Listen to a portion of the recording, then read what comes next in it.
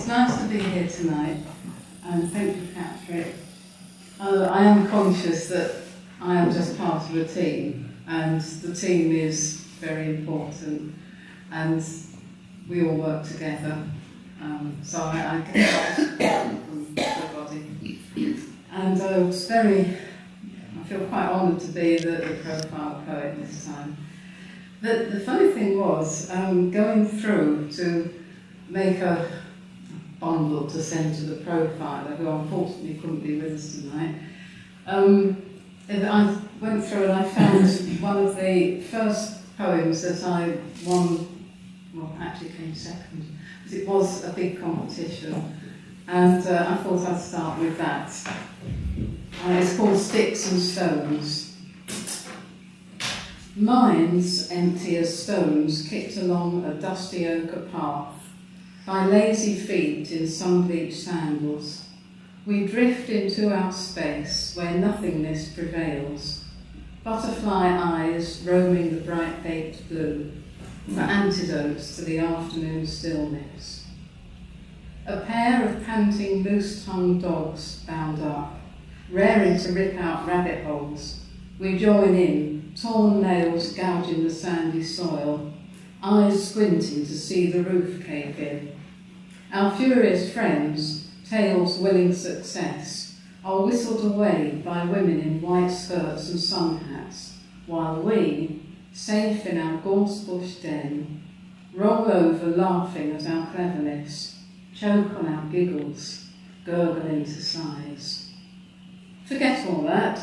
Start working hard to reroute beetles, disturb ants' nests, pull up daisies and dandelions, take turns to pee on the dry stream bed and watch our water disappear in seconds. Discover how sharp an edge is cut by stone and set out boundaries with string and sticks. Dave's corner, Mick's house, my tower. Knowing when we leave, what's set in sweat and stand will stay forever, won't it? So that little glimpse of childhood started because I saw two youngsters walking along kicking a stone, and the next poem was quite different place, different country, Bulgaria. And this little cafe that I'm writing about reminded me somehow of something very European. And it wasn't until recently that I found that Sofia in particular, but other places in Bulgaria, share a lot of the same architecture with Vienna. So maybe there's a little cafe like this in Vienna too. It's called Piano. Walking in Sofia, rain icing my skin. A small cafe promises warmth through tear-stained windows. Between dark panelled walls, a piano sits, drawing light towards its polished walnut, pulling me closer in anticipation. Heavy door resists. I drip inside, my eyes fluttering moth-like to green-shaded lamps brooding over the bar.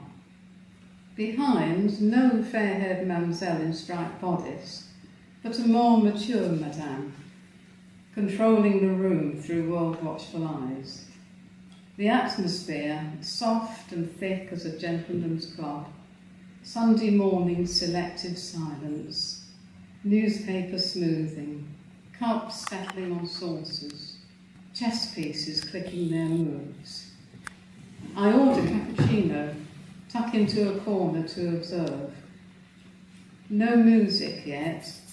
I ask if I might play, flipping my fingers towards concealed keys, hearing notes rising above voices, melodies floating over warm bubbles of laughter. Madame raises a brow, shrugs an answer. Nay, Sabata.